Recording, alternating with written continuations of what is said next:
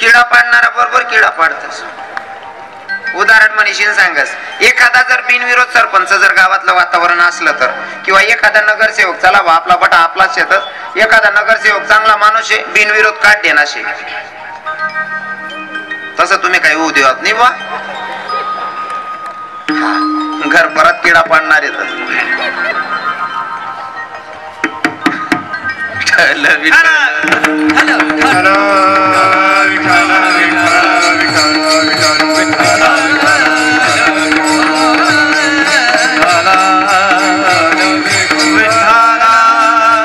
नाथबाबांना जेव्हा शांती ब्रह्मपद प्राप्त झालं तेव्हा प्रत्येकालाच ते एक्सेप्ट असेल का? प्रत्येकाला मान्य असेल का? अजिबात नाही. नाथबाबांना जेव्हा शांती ब्रह्मपद प्राप्त झालं ना, तेव्हा काही काही लोकांच्या पोटात दुखत होतं. जर एखाद्या गावात एखाद्या माणसाला तुम्ही बिनविरोध सरपंच करतात, बिनविरोध सरपंच त्याच्या विरोधात कोणी फॉर्म भरलेला नाही, म्हणताना आपण काय म्हणतो, काय सांगतो, सरपंच आमच्या गावाचा बिनविरोध, आमच्या परिसराचा नगरसेवक बिनविरोध, सांगताना बिनविरोध. पण बिनविरोध झालेला नगरसेवक असेल, सरपंच असतील, सांगताना बिनविरोध, फक्त त्यासले पद भेटानंतर बाहेर कोपरे कोपरे ऐकू, बाकी ना किडा पाडणार. अरे माल ते तो चालत नाही रे, पण अवता त्यानं सांगा म्हणशी ना ऐकणं पडणार. जो बिनविरोध त्याला सुद्धा विरोधक आहेत. ओ भाऊ, ओ आप्पा, ओ मनस्वंचिड, तू गुचू पड रे, आई कीर्तन रे काका, ओ भाऊ तू ते बोनीन पायरे तांबडो घाल देणार भाऊ, ओ दे रे वैराना धंदा इकाव देणार रे. मी म्हणा मालका पाडा मागे रान बोनीन पायरे ताती घाल दिनी भो. विठ्ठल विठ्ठल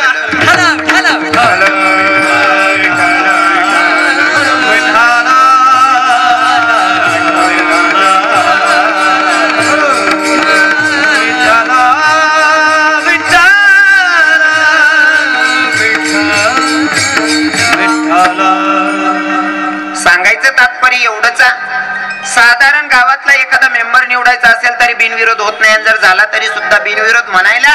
पण ज्यांना चालत नाही ते सांगतातच मला तो चालत नाही असं, बरोबर आहे ना. तसं नाथबाबांना जेव्हा शांती ब्रह्मपद प्राप्त झालं, शांती ब्रह्मपद प्राप्त झाल्याच्या नंतर सगळ्यांना पचलं असेल का? सगळ्यांनाच पटलं असेल का? सगळ्यांना पचलं असेल का? तर अजिबात नाही. काही काही लोकांच्या पोटात दुखतच होतं. आणि तुम्हाला सांगतो, नाथबाबांना जे शांती ब्रह्मपद प्राप्त झालं, जे पद भेटलं ना, हे पद भेटण्यासाठी एवढं सोपंही नाही या. इतकं सोपं नाही का कोणतंही पद आपण प्राप्त करून घेऊ महाराज. कोणतंही पद प्राप्त करून घेणं एवढं सोपं नाही या. बॉबी दादा साहेब मनकडे द्या नाही का तुमने? 2014 पासून चाल रहा नाही, कोणती बी वस्तू भेटणार नाही, इतकं सोपं नाही राहत. विठ्ठल विठ्ठल विठ्ठल विठ्ठल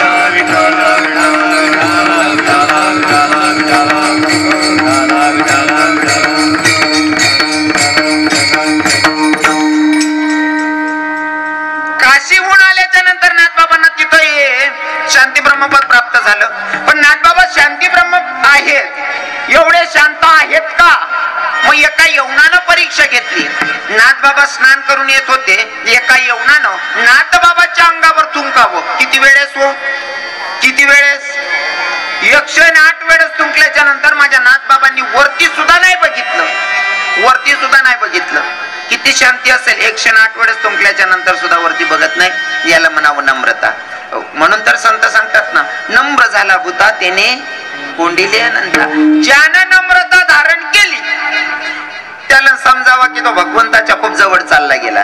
पण नम्रता महत्वाची. आणि जो नम्र राहिला ना, गुजराती मध्ये एक म्हण आहे, नमे तो सोने गमे. गुजराती मध्ये एक म्हण, तुम्ही म्हणतो जे नाव कथा ऐकलं येत बुबट्या भाषा सांगा. तुम्ही मला कोणती का भाषा मग सांगायला लावतात? नाही, गुजराती सांगा, मराठी सांगा, ऐराणी सांगा, हिंदी सांगा. आणि तुम्ही जर वाटणं दुसरी भाषा बोलते बी म्हणसू यश करता फाडदा उलटू मापो, पण ते तुमल्या समजावणे म्हणेन बोलत नाही मी. विठ्ठल विठ्ठल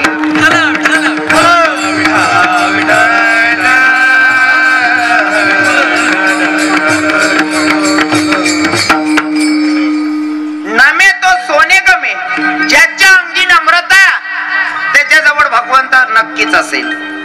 नम्रता जरुरी आहे आणि नम्र जो माणूस राहिना ना त्यांना बोलता फायदा रास. 2-5 मिनिटं बोलसू पण महिला माताशे लवकर समजे. बाबा लोकेश लेवी समजे तरुणच ना काहीच ना डोकावर ते जाईल पण समजणं ते समजा. नम्रता ज्यानं धारण केली त्याचा काय फायदा असतो समजा. माया गहू कापणीवर आहे, गहू कापणीवर आहे आणि गहू कापणीवर असताना कोणाच्या तरी लग्न आहे आणि तुम्ही 2-4 दिन लगीनले चालना घ्यात. 2-4 दिवस नंतर उन्हात गहू कापाना पडेल होता. आता वावर मा जावा नंतर गहू उंबी माई खाल पडील अस का पडीन ते उंबी सकट पडस तू म्हणजे दुसऱ्यांदा आपले उचलतायस बरोबर आहे ना. उंबी सकट पडस किती नम्र आहे पडत ना तरी बी उचलताय साखी उंबी उचली म्हणजे तिले चोर म्हणजे गव्हा का आत्मा पडस. नम्र आहे मग तो नम्र आहे त्याचा नम्रतेचा फायदा किती असतो लक्षपूर्वक ऐका. जर मन मायले कोरडाई बनावनी शे ते गवले पाणी मा बिजाडस कितला दिन 3 दिन 4 दिन नाही का पाणी मा बिजाडस. पाणी माई काला का त्याला वाटी टाकस वाटी शेताना चिकपून आहे भांडा मा ठेवस. काही काही बाया असल्या असं वाटस ना पांढरे शुभ्र येवाल पाहिजे कुरडाई मनीषी बाकीने बाया बरफ टाकील सुद्धा धोतीस. बाकीने बाया म्हणतो महाराज का पुला बनावा पांढऱ्या शुभ्र आल्या पाहिजे म्हणून बरफ सुद्धा टाकतील बाकीने बाया. कुरडाई बनवतात आणि त्याला ठेवताना सुद्धा इतकं व्यवस्थित ठेवतात की काकडा पडायला नको पाहिजे. कारण गहू नम्र म्हणून त्याची इज्जत आहे आणि जो नम्र असतो का त्याची इज्जत होते बरं का लक्षपूर्वक आहे का. गहू नम्र आहे त्याने अंग सोडा नाही म्हणशील त्याने इज्जत होईनी आणि चला ते उडीदच कडे वावर मा उडीद पैरेल्यात आणि उडीद तोडाना प्रसंगे आणि कोणीतरी जवळना नातेवाईक समजा व्याईज मरी घ्या बुवा महाराज जात तीच राहतो व्याई प्रत्येकच कोणा व्याई येतो समजा व्याई मरी घ्या आणि दशक्रिया विधी पर्यंत तुमल्या तटेच थांबणं पडणं. 10 दिवस ती दशक्रिया विधी करी उन्हात आणि दशक्रिया विधी करानंतर उन्हात तुम्ही वावर मा तुमले उडीद निशंग अख्खी सापडस का बहिणीस हा ते तडतड तवय अंग टाकी दे कारण ती उगरी राहत आणि उग्रातच आज राहत आटे कोणी नाही ना तसा.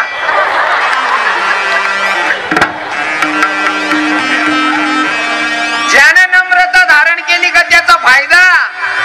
गहू नम्र म्हणून त्याची इज्जत आहे. 4-4 दिन पाणी मांडी राहिनी मन माय रोज आणतोय त्या गहूसना त्या उग्रा रास उडीत यानं तुम्ही कितला दिन पाणी मा बिजाडतस त्याला पाणी मा टाका का लगेच बाहेर काढशील काढतून दर्शन तू काय आंदो आणा लायक ना नाही शे उग्रास ना भावच नाही इज्जतच नाही द्यायले.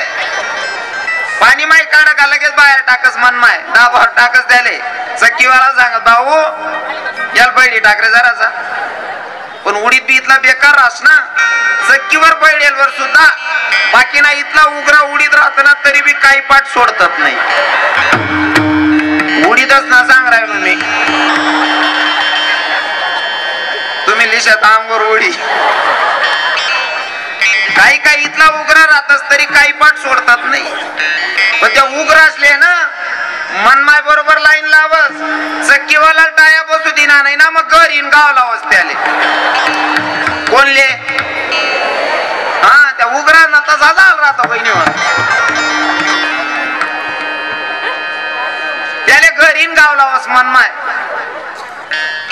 आणि मग ती ताई चांगली वहिनी का चक्कीवाला सांगत भाऊ इतर दळण दळस ना त्यापेक्षा याला चांगलं कशीच नाही दळ रे मग इथलं बारीक दहीलेस मनमाय मग ते पीठ मळाल बसस उडीदनं पीठ मळाल बसस गहूनं पीठ बाजरीनं पीठ दादरनं पीठ लगेच मळायचास उडीदनं पीठ लगेच मळावस का बहिणी सोन माया सोन अजिबात नाही. ते इथलं उग्र इथलं नालायक राहस मनमाय त्याला मळाल पडस ना तरी बी असं वाकडं तिकडं मग मनमाय अंदाज लावस आई वाकडन तिकडं वैर आहे नाही घर मा काय शिकाव नाही मग गली म्हणा 4 दांडगा बोलावणी अंगण मा कुठंच त्याले एका राहतो कुटायल वर बी शिकतात नाही. मग मनमाय विचार करत याले गलीमा चेंदा तरी बी टाळ्या बसत नाही राह ना मग मनमाय शेवटला पर्याय एकच करस काय करत दोरा लिहस आणि त्या दोरा काय त्याला फाशी लाईन मारस लाट्या बनवतोस ना तुम्ही, हा मग त्याला फाशी लाईन मारस, मग उग्रच ना तसा झालो होतस. पण माझे नाथ बाबा ज्यांना शांती ब्रह्मपद प्राप्त झालं ते नाथ बाबा ऐका ना, काही काही लोकांना तो भावच पचत नव्हता. नाथबाबांना शांती ब्रह्मपद प्राप्त झालं, काही लोकांना पचत नव्हतं. एका येवणारा नाथबाबाच्या अंगावर तुंकलं, 108 वेळेस तुंकलं. माझ्या नाथबाबांनी वरती सुद्धा नाही बघितलं. त्या येवणाला लाज वाटली, त्या येवणाला लाज वाटली, येऊन नाथबाबांचे पाय धरतोय. नाथबाबा किती शांती हो तुमच्या अंगी, किती शांती आहे. 108 वेळेस तुंकल्याच्या नंतर वरती सुद्धा नाही बघितलं. म्हणले एवढी शांती आहे. गावात चर्चा झाली, पण तरी सुद्धा काही काही किडा पाडणारच ना, किडा पडीत राहतात. खरंच तेवढा शांत आहे का नाथबाबा? नाथबाबा खरंच तेवढे शांत आहेत का? मग गावात मीटिंग भरवली, सभा भरवली, आणि त्याच्यात एकानं विडा उचलला की नाथबाबांना राग आणून दाखवतो. त्यानं विडा उचलला, नाथबाबांना राग आला पाहिजे म्हणून. आता नाथबाबांच्या घरी गेला, नाथबाबांच्या घरी गेला महाराज, पायात चप्पल सकट घरात शिरला. नाथबाबांना काही झालं तरी राग आला पाहिजे हे प्रयत्न होते त्याचे. पायात चप्पल सकट घरात शिरला. नाथबाबांनी राग करण्यापेक्षा नाथबाबांनी त्यांच्या स्वतःच्या पत्नीला सांगितलं. म्हणले गिरजी ऐक ना, अगं आपल्याकडे कोणीतरी अतिथी आलेला आहे, आणि शास्त्र सांगतोय अतिथी देवो भव. आपल्याकडे येणारा अतिथी आपल्यासाठी भगवंत असतो, आणि त्या भगवंताची सेवा करणं आपल्या दासांचं काम आहे. आलेल्या अतिथीला काहीतरी स्वयंपाकला त्याला जीव घालावं लागणार आहे. चप्पल घालून गेलेला, देवारापर्यंत चप्पल घालून गेला. राग आला पाहिजे नाथबाबांना, पण बघा ना नाथबाबा किती शांत आहेत. उलट का पत्नीला जेवण बनवायला सांगितलं. पत्नी जेवण बनवत्या, कारण आपल्या हिंदू धर्मामध्ये ना बाबा अतिथी देव भव ही संस्कृती आहे. अतिथी देव भव ही आपली संस्कृती आहे, पण अतिथी सुद्धा तसाच असला पाहिजे. बरं, अतिथी तसा समजदार पाहिजे, मन भाषा मा आबरूदार पाहिजे. कारण आपला जुना लोकेशने म्हण होती, पाहुणा पैकीतला दिनना चांगला रास. पहिला दिनना पाहुणा, दुसरा दिनना पै, तिसरा दिनले राय घ्यातून लाच कधी गे. आबरूदार माणूस जास्त राहू नये.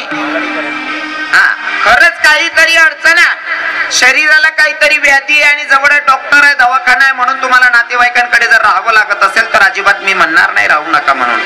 जर खरंच संकट आहे तर महिना, 2 महिने नाही, 4 महिने राहिले तरी नो प्रॉब्लेम, अडचण नाही आहे. पण बाकीना नेतात एक भाऊने बॅग भरली नाही आणि वेळीन गावले जाई बटना. व्याई म्हणे का व्याई कथा म्हणतात, काय नाही म्हणे कपाशा कुपाशा कांदा कुंदा बटा आवराय ये वावरे खाली वय घ्यात. असं वाटणं वेळीन घर 8-15 दिन राही ओ बानट सुरूत ना. वेळीन घर 8-15 दिन राहणार. काही काम आहे, काही नियोजन आहे, मग बरोबर आहे. बरोबर आहे का नाही? प्रमाण ठेवू, प्रमाण. आणि तुमले बी सांगत बहिणीसवर आज ना कीर्तनकार म्हणीस नाही, अजिबात ऐका नाही. मी प्रत्येक कीर्तन मा सांगा सगळ्या तरुण बहिणीसले, आज ना कीर्तनकार नाही शे तुम्हाला भाऊशे. लग्न व्हानंतर जर आपला संसार सुखना होईल, जर संकट असेल तर अडचण नाही, पण जर नवरा सुखी ठीक आहे ना, सासू सासरा येतात आणि घर मग थोडंफार भांडाल भांडा टोकास थोडंफार जर काय होईना ना, नवरा चांगला आहे ना, मस्त राहिले हो सासरमा, बाकीने बाईसले सासरमा बटा आनंद रास. पण माहेर मागण्यात का आता 3 दिन होणार का नवराला फोन करते नाही, आपण 2-4 दिन राही जाऊ का मी. लग्न झाल्याच्या नंतर मुलीनं सासरमध्ये किती राहायला पाहिजे माहितीये का? म्हणजे ज्या बायांच्या संसारात जर काही दुःख असेल तर काय अडचण नाही, पण जर सुख सासरमा बड्या गोष्टीचं सुख भेटणार ना, ती बाईनी सासरमा फक्त एक रातना मुक्काम करू. एक रातना मुक्काम. आपला बडा खानदेश ना, ज्यात नाडे काना देश ना लोक येत ना, आपल्याकडे देवीना उत्सवस कानबाई माताना. कानबाई माता कितला दिन बटस एकच रातना मुक्काम रास, एकच रातना मुक्काम रास, पण अख्खा गाव मग गाजा वाजा. बरोबर आहे ना? एकच रातना मुक्काम कानबाई मायना, पण अख्खा गाव मग गाजा वाजा रास. आणि तसा अंडेर बेटीना रातना मुक्काम पाहिजे. रातना मुक्काम वाली अंडेर रे ना, दुसरा काका सांग वय रे दीदील बोलाव रे, वय रे दीदीला नाश्ता बोलाव रे, वय रे दीदील चाल बोलाव रे. अख्खी गली मा दीदी दीदी दीदी दीदी. आणि बाकीने बाया इथल्या माहेर मराठी फौजा चालता चालता लात मारी बट्टीस का म्हणजे मला लात नाही माहित आहे म्हण ध्यान नाही हो माय ध्यान नाही तू चांगली कोमचाडीन दिदीने ना लग्न नंतर रातना मुक्काम चांगला पाहुणा पै सुद्धा आबरूदार पाहिजे पहिला दिन ना पाहुणा दुसरा दिन ना पै तिसरा दिन ले राय घेतून लाच कधी गई पण काही काही इथला नेता तेल राहता एक पाहुणा घेरावाले आणि ते परिवार मध्ये दोन नवरा बायको त्या म्हणे पाहुणा हे सेवा करणं पडीन पहिला दिनले पाहुणचार दुसरा दिनले पाहुणचार तिसरा दिनले पाहुणचार चौथा दिनले पाचवा दिन उगी घ्या नवराला बाई सांगायला लागणे म्हणे काव माय हाव जाहीर आहे ना नाही म्हणे याने काय मस्त चुरण निघत अंग जमाव म्हणे काय बी करा पण याला काढा नाही तर आपला घरमा दांगडो गोत जाईन म्हणे नवरा म्हणे शांत बस तू काहीच बोलू नको मला बी त्याला तोंडावर बोलता येऊ नाही जाय असं पण मी म्हणा पद्धत मा करसू म्हणे कसं तू टेन्शन घेऊ नको मी बरोबर करसू फक्त तू काय कर किचन रूम मा गई का नुसता भांडा उपट म्हणे किचन रूम मा जाईन भांडा उपट आणि किचन रूम मा एक गादीने गडी ठी दिजू म्हणे गादीने गडी अशी ठी देणे आता ना कोपराला भांडा उपटी राहीन ती पाहुणांसंगे घरना मालक बसेल होता भांडाच ना आवाज उना घरना मालक उठीन किचन रूम मा उना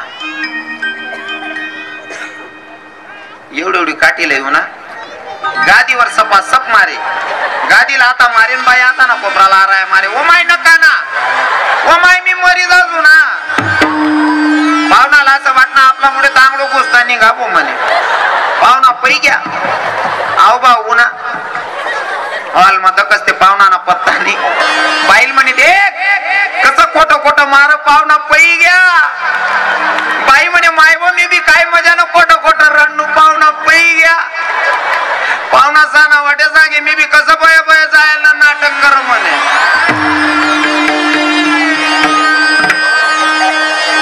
कितला नेता तेल पणाशी असा पाहुणा काय काम ना विठवल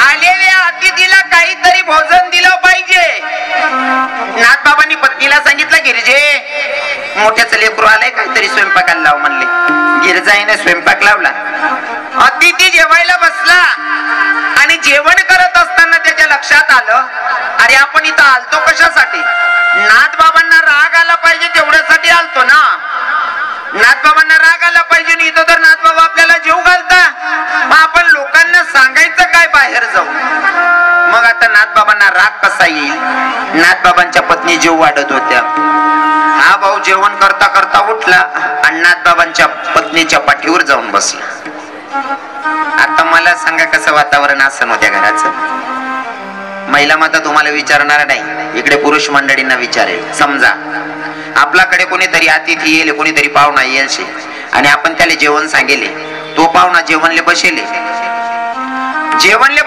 आवाज थोडा कमी करा त्याचा थोडा पाहुणा जेवणले बसेले आणि जेवता जेवता आपली बायको जेवण वाढ राहिली आणि तो पाहुणा खाता खाता आपली बायकोन पाठवर कुदी बटना कस काय वातावरण राहील हा मी तुमले विचार आहे नो थोडासा लग्न बी जायलेत ना तुम्ही असा ब्रह्मचारी सारखा देखील ना तुम्ही लगीनच समजत नाही बा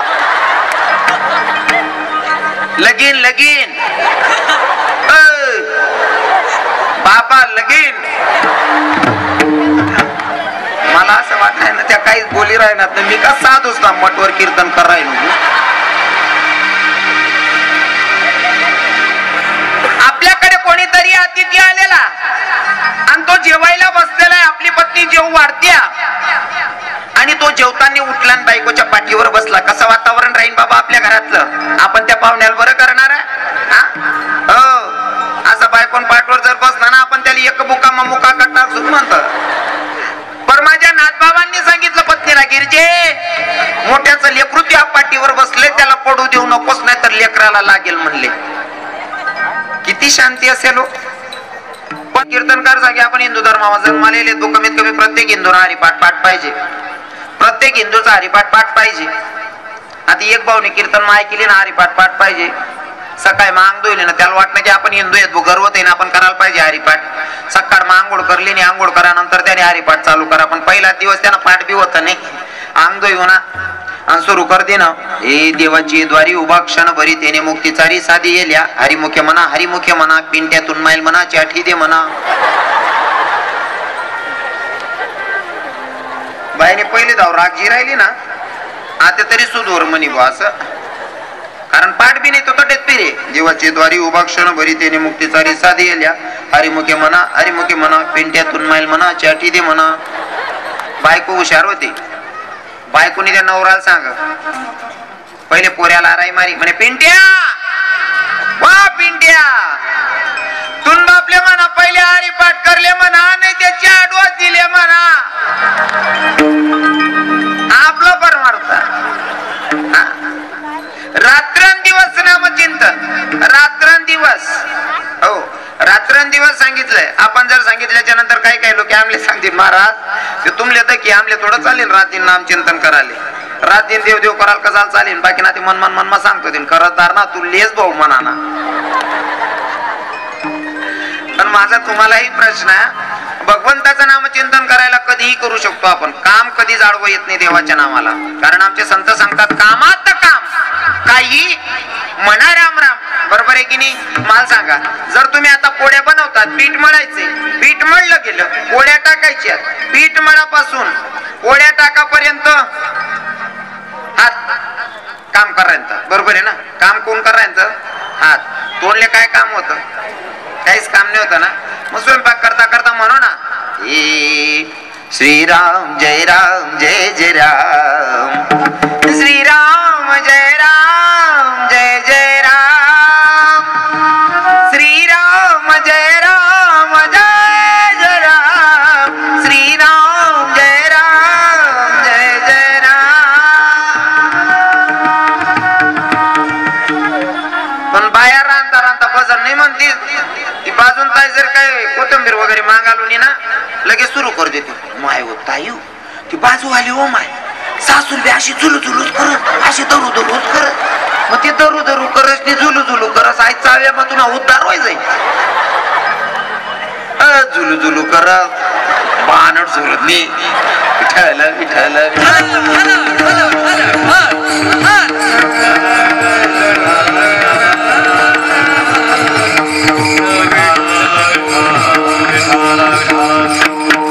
पण इथं बसलेल्या सगळ्या महिलांना मला स्वाभिमानात सांगावं वाटतंय एवढ्या कडाक्याच्या थंडीमध्ये तुम्ही सुद्धा कीर्तनाला आलेत माया हो म्हणजे भगवंताचं नामचिंतन ऐकायला आला आहात तुम्ही सुद्धा नाही का नाही ते बाकी ना कोण कीर्तन नको माय त्यांना ते मोबाईल मा सिरियल तर केली सु सिरियल तर कामा तुला उद्धार होई जाय काकू ओ येडी अक्का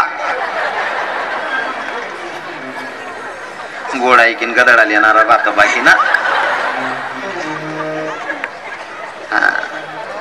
भगवंताचं नामचिंतन रात्रंदिवस झालं पाहिजे स्वतःच्या दिन रजनी हाची धंदा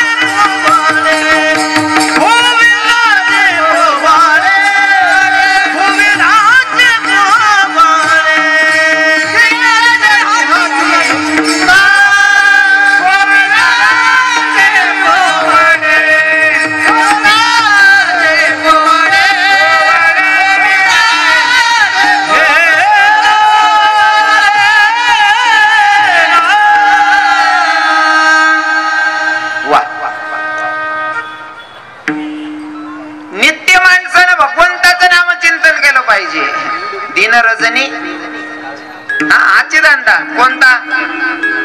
कोणता धंदा अशी दरू करत झुलू करत धंदा का तुम्ही चांगला कीर्तन माही बस बाकी ना रिकामी रिकाम्याचं मंदिर ना पट्टावर बसणार का नाही तात्या तू बावड्यान पोर काय द काय राही ती काय नेगी गई रे अरे ती नेगी जाऊ का काय तू न काय काय होई राहणार म्हणजे लोक हे नको त्या गोष्टीत मग तोंड घाला बघ तिचं वैश अरे रिकामी कुटाने करण्यापेक्षा भगवंताचं नामचिंतन करा ना महाराज मी नेहमी उदाहरण देताना संतांचं उदाहरण देतो नाहीतर सोपं सरळ सांगतो भक्ती करत असताना गोपीन सारखी करावी नाही का गावामा कीर्तन आहे लोक बस जागा नाही इथला लोक येलेत बाकी ना गरजो पेलेतच इतकं वेळ व्हायचं भक्तीमध्ये किती ऐकूने वेणूचा नाद लागला